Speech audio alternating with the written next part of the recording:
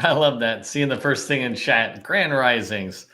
Good morning, good afternoon to you as well. Hey, for those of you getting on here early, I really appreciate it. And I want to give you a quick tip right before we get started on the formal training for today. But I wanted to introduce you to this concept that I call the joke book, right? And I don't know if you've ever heard of this, but comedians, they often have a joke book when they're starting their career, or really throughout their entire career. They'll often go into these small bars, small venues, maybe 10 to 20, 30 people in the audience, and they'll tell jokes and they're practicing jokes.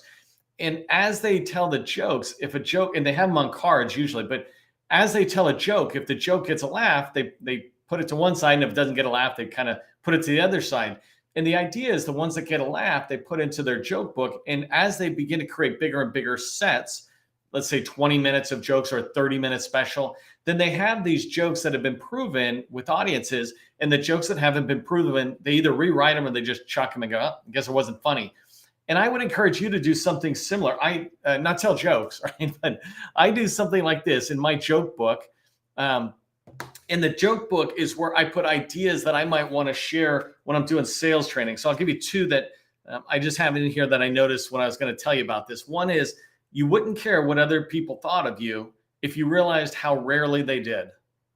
You wouldn't care what other people thought of you if you realized how rarely they did. And the reason I have that in there is for when I give training sessions on cold calling and, what does the government buyer or this person think of me? It's like, well, if you knew how rarely they thought of you or anybody else, then you wouldn't really care what they thought of you, right? So it's a good value add to my talk. Here's another one that I like from Aristotle. So sometimes having a quote in my trainings might be good. And this one is, we are what we repeatedly do. Excellence then is not an act, but a habit, right? From Aristotle. And so that would be good for me as I'm teaching maybe mindset or actual habits. In there, I often talk about Stephen Covey and 7 Habits for Highly Effective People. But you might consider putting together a joke book as well for your stuff. If you're in SharePoint or construction or whatever it is, you begin to have quotes. Maybe an elevator, if you're in construction, right? I'm pulling out an elevator. You could have a fact related to the the quality specs of an elevator. I don't know exactly what there are, but hey, did you know there was 5,252,000 elevators in motion at any given point on Earth? Things like that could be handy to weave into your talks with your buyers or your teammates, right? It doesn't mean you're trying to be this public speaker. It just means you're creating this joke book of facts that could be useful as you tell stuff. One last thing to put in your joke book are stories. You have past performance and experience, and sometimes we are so clinical in the way we describe it. But the reality is, if you took the time to put a couple of notes, like 3 bullets to a story, then when you tell a story about a project you worked on, that story comes to life. It's not just this clean requirement from the government that you solved perfectly, but it's this story of the challenge, the pain they had, what they were trying to achieve, and the journey you took them on to get that new elevator, that new application, or whatever it is, right? And so it's a tip for those of you who get on early, put together a joke book. Okay, so, and I'm glad to see everybody talking in chat. Let me turn off my running caption here. And welcome. So one thing I've discovered over the last 5 years is, as I've helped thousands of small businesses in the federal market try to achieve their goals, is that more often than not, they don't actually know what's holding them back. It's what I call a bottleneck, right? The thing preventing them from moving forward. And in this training, I'm going to teach you how to identify the one thing holding you back from the success that you're trying to achieve. If you don't know who I am, I'm Neil McDonald. I'm the president of the GovCon Chamber of Commerce. I spent 20 years as a small business owner in the federal market. And since 2018, I've been teaching people like you that government contracting is not a secret. It's just a process. The process goes from A to Z. And when you follow a process, we have predictable results. And that's what you want, right? Predictable results. Before we get started, help buyers remember who you are. If you haven't done so already, put your company name in the chat with 2 or 3 words that describe your core competency. Make it easy for me and your teammates, the other people in the community, and buyers to know who you are. 2 or 3 words is perfect for a core competency in a chat like this. As you're doing that, I'm going to get rocking and rolling on today's training around bottlenecks in the federal sales cycle for you. Okay, so one of the things that I think is kind of obvious, but if you're not making sales, then we need to identify the bottleneck that you're running into and fix the problem. Why are we not getting the sales? And that's what I want to touch on today. I often talk about it's important to do the right thing the right way at the right time. Do the right thing the right way at the right time. Sometimes we get caught up doing the right thing the wrong way. I mean, the right way, but we're doing the wrong right thing, if that makes sense. An example is if I'm cooking and I preheat my stove and I got the pan on there preheating, but I haven't gone into the refrigerator and pulled out all the ingredients and chopped all the vegetables and all that kind of stuff, then yes, I need to preheat the pan, but not 35, 40 minutes early because it only takes like 5 minutes, right? Or 10 minutes. And so I need to make sure I'm doing the right thing at the right time. And sometimes that right thing is more about order than the habit. So let me just switch here really quick. One thing to keep in mind, I say this over and over and over again, and I don't think I could ever say it enough, is that government contracting is not a secret. It's just a process, right? And that process is to make sure you're visible to buyers and teammates, number one. Number two, find the right people. Number three, call the right people. Number four, build relationships with the right people. Number five, identify slam dunk opportunities. And I'll talk about that in a minute. Number six, write winning proposals. And number seven, celebrate your successes. I want you to spend a lot more time at number seven, and that means we have to look at 1 through 6. So let's go through that. I'm gonna talk a lot and put a lot of information in here. As I go forward, I'm gonna go back and forth on the process because each one of these process steps relate to each other, and it's important to me that you understand how they relate and how you might be able to see your bottleneck by understanding the relationships. If you're here in this training, you're probably not hitting the goals that you want, and I want you to hit those goals. I believe that you can hit those goals. If you're not making a lot of money right now and you've got a strong core competency, I believe that you can get to $500,000 or $1 million business in 12 months. I don't think that's unrealistic if you have built a good business and the only thing you're missing is the sales side of it. And it's the same thing if you're a $5 million firm trying to get to 10. That is not unusual if you do the right things and if you have focus. And so we're going to come back to that on process. But my point there is that you having reasonable goals and not hitting them shouldn't be the way that you go forward in the next 12 months. I want you to start hitting the goals that you have. You set them reasonably and you will definitely hit them. So let's talk about, I just said the 7 sales steps, right, in the process for federal government success. But what I want you to do is think about this backwards. And as we go forward, I'm going to try to watch the chat. So if you put something in there, this time I might watch it a little bit to just see if it's ringing true, if you have questions with what I'm saying. But the very first thing you have to ask yourself, and I'm going to ask you a lot of questions. I don't know if I'm going to tell you to, put something in chat, but I definitely want to ask you questions for you to think about that.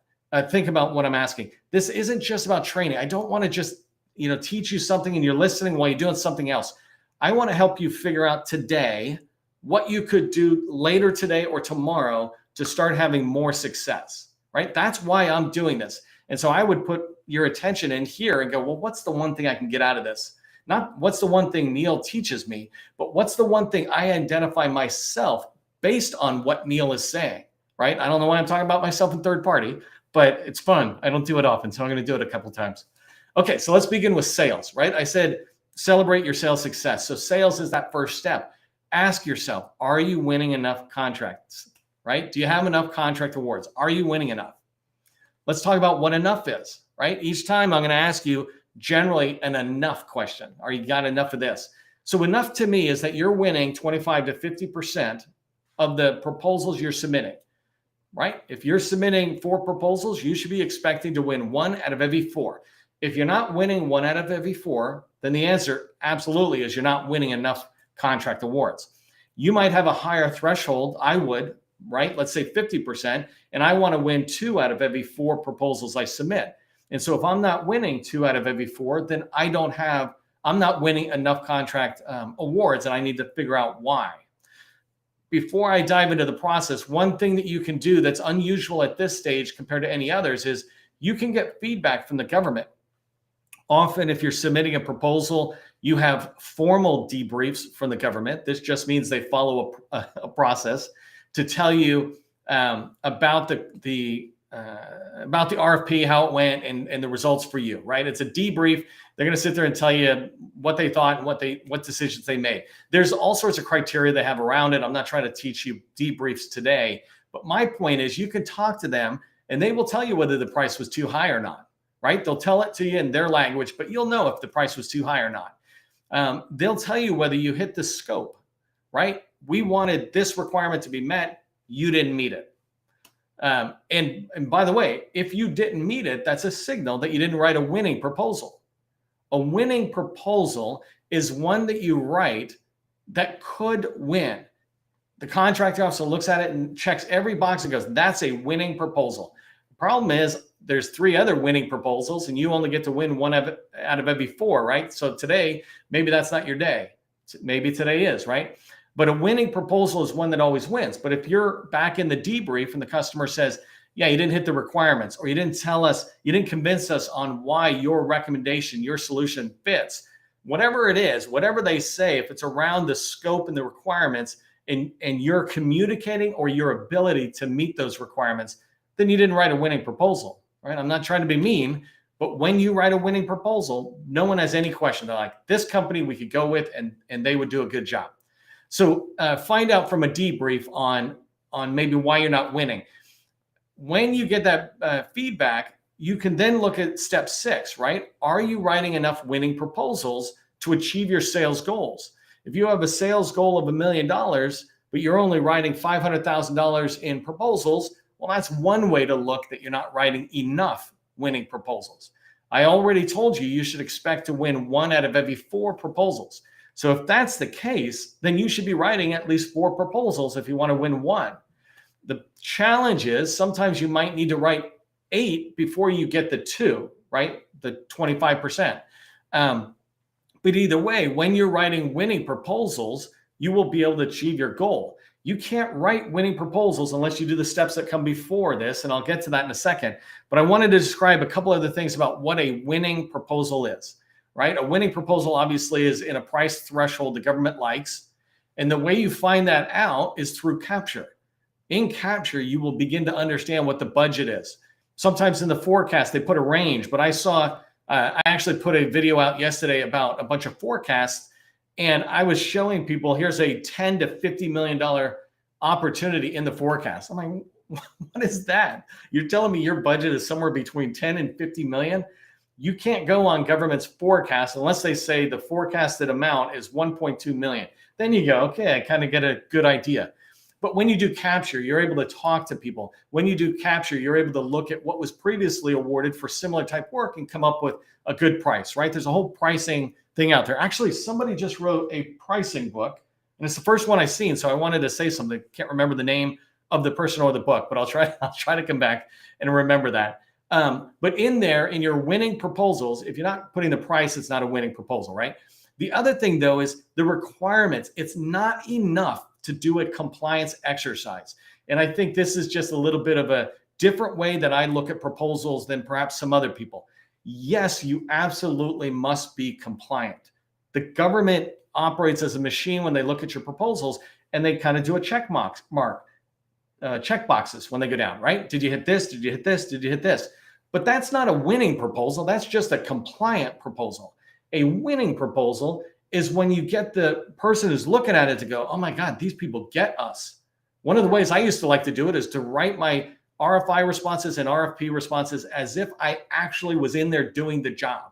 Not what would I do, but what am I doing? I wanted to get that reader thinking that I was already in there. Yes, this is it. Yes, this is it. And so you want a lot of that kind of activity in your proposal.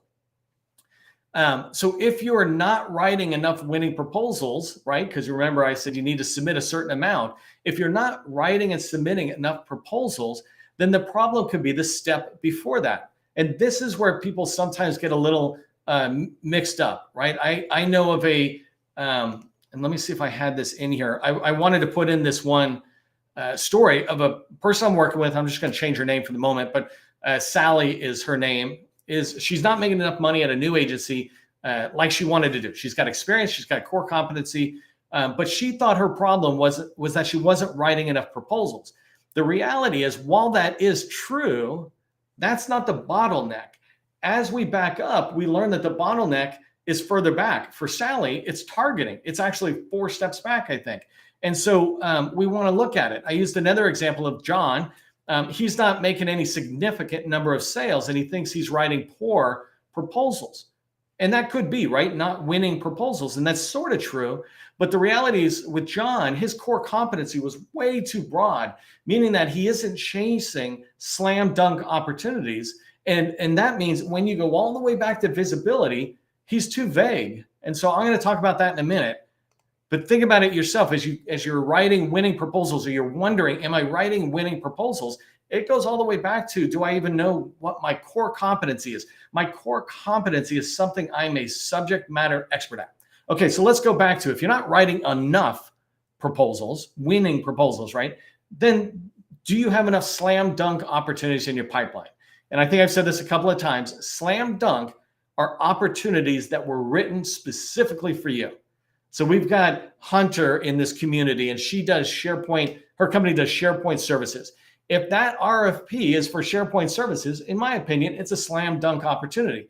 But if that opportunity is written for Salesforce and it says, 1 or 2 words in there says SharePoint, well, that's not a slam dunk opportunity. It's an opportunity that has the word SharePoint, but she has to dig a lot further to see if it is even worth chasing. But guaranteed, it is not a slam dunk. A slam dunk is when it says SharePoint.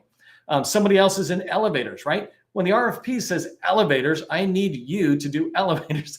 That's a slam dunk. When you know your core competency enough, you will know what slam dunk opportunities are, which then will allow you to have enough slam dunk opportunities in your sales pipeline.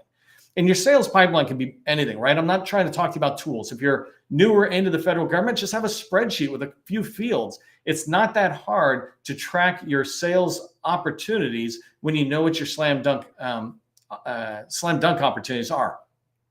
So one last thing with enough opportunities and with winning proposals, in order to win a sale, you need 4, let's just say you need 4 opportunity or 4 winning proposals submitted, right?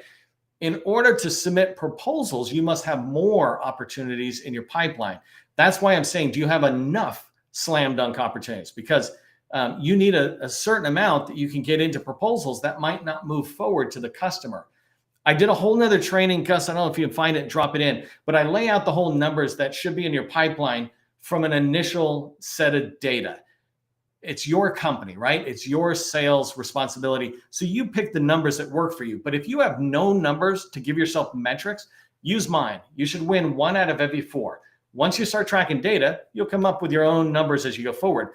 But all of these numbers tie together. If you don't have enough winning proposals going out the door, it could be because you don't have enough slam dunk opportunities in your pipeline. But is that the challenge, right? In order to have slam dunk opportunities, let's take a step back to relationships. Step 4 in the 7-step process.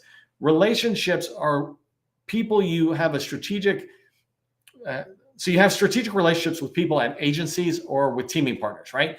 When you have these relationships, you hear about opportunities. They know who you are and more likely will bring you opportunities that are related to your slam dunk world, your core competency. So when you have a strategic relationship with a small business specialist or somebody in a program office at your target agency, then you will be able to hear about those opportunities. You might even be able to shape those opportunities, especially if you're in the IT space and data analytics or data science at any level or cloud or cyber.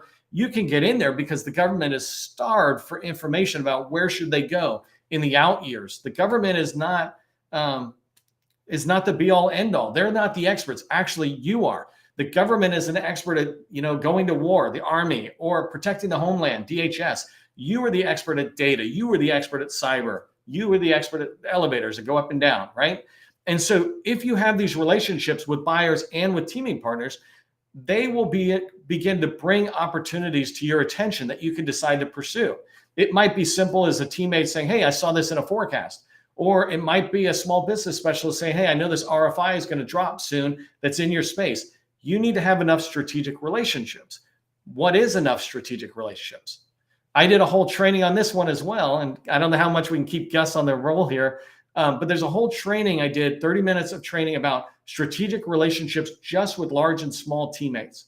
And what I said was you want 2 larges and then you want 6 small businesses in the different designations, right? 2 larges, 2 8As, I don't know if I said 2 hub zones and then a woman and a better known. I got my math a little off, but anyways, look in there, and the idea is 2 larges, 6 smalls. When you have these strategic relationships, if there's opportunities set aside outside of your designation, you could get access to them.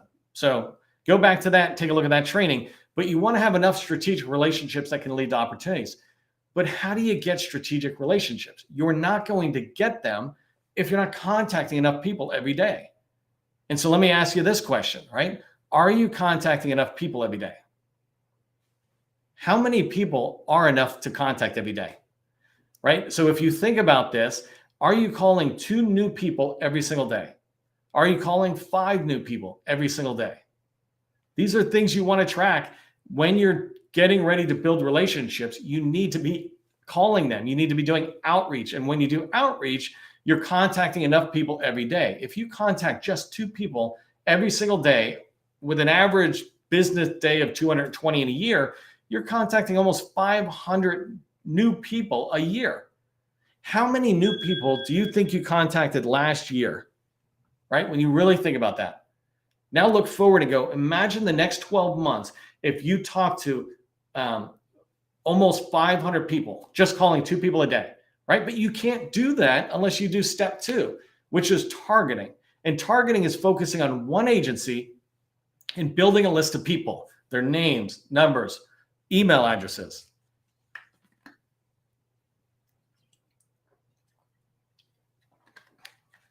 I always recommend that you have at least a list of 100 people that you're going to be calling, right? And the idea is you start with one agency, and an agency, just so we're clear, when we're talking about targeting, it's small enough that you're not reaching this whole world into different agencies, but it's big enough that they can get you, let's say, at minimum $10 million. I like to say $50 million potential revenue at some point, right? You're not getting $50 million tomorrow. But if you spent 10 years in there, do they have enough spend that $50 million coming to you every year is reasonable? Then that's a good agency. Real world examples. HHS is not an agency. That's a department. Underneath HHS is NIH or CMS, right? Those are good agencies, and just pick one. If you look at DHS, Homeland Security, underneath there, pick Secret Service, Coast Guard, FEMA, pick one of them, dive in, go get yourself $10 million. That $10 million could be in the next 12 months if you're big enough, or it could be in the next 5 years. But focus on one agency, you can do it.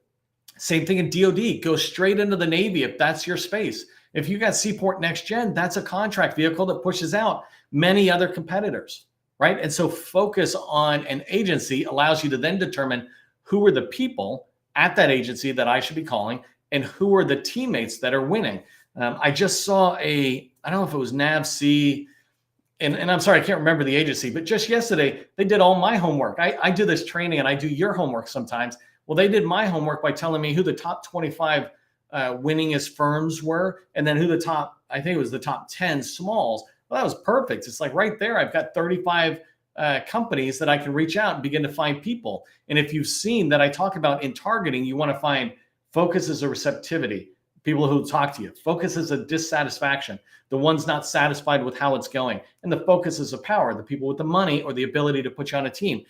If that's 3 times that 35 or something that the government put into their deck, that one agency, it was actually an office within an agency, but that's almost 100 people right there. So it's not that hard to find, folks. But if I'm trying to build strategic relationships, I need to do enough outreach, but I cannot do outreach unless I'm doing enough calls. And I said this earlier about Sally, is that she thought she wasn't writing enough proposals, but when we backed it up and she was beginning to think, well, maybe I don't have enough relationships. Hold on a second. You don't have enough targeted people to call. When you have that, you will be able to start reaching out to these folks and developing the relationships that you want that will move forward, right? None of these things are magic bullets or secrets. They're just process that leads to the next thing.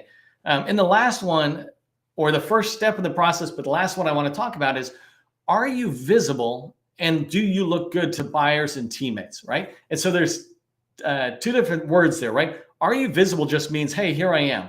An example is DSBS, right? Dynamic Small Business Search. Are you in there? Second one is your website. Do you have a website? Are you on LinkedIn, right? These are just, are you visible? Check yes, check no. The next one is, do you look good to buyers and potential teammates? And in this particular case, I mean, have you taken the time to fill out your profile within DSBS? It's got 2 narrative forms. These narratives are the answer to what do you do? In my opinion, what I say is the first field is for when somebody at a wedding asks you, what do you do? And you can answer that to them. If you can answer it in a jargon-free kind of way, then you can speak to the average market researcher. The second field is where I say, answer the question to your technical program office. If they say, well, what do you do? You can go into more jargon-filled answers to what do you do? And it's the same thing with your buyers, right? So you can push this out further. LinkedIn, have you put that information into your profile so people can see it?